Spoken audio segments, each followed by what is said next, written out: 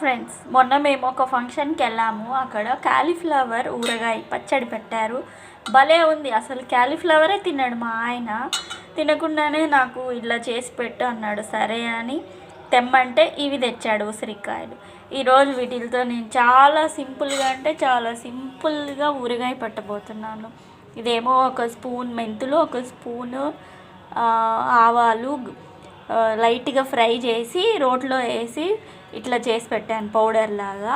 ఒక 4 స్పూన్లు కారం పొడి, ఇదేమో సాల్ట్, ఇదేమో నూనె ఆయిల్ బాగా హీట్ చేసి చల్లారబెట్టాను. ఇప్పుడు జస్ట్ సింపుల్ దీంట్లో ఉప్పు వేయాలి, కారం పొడి వేయాలి.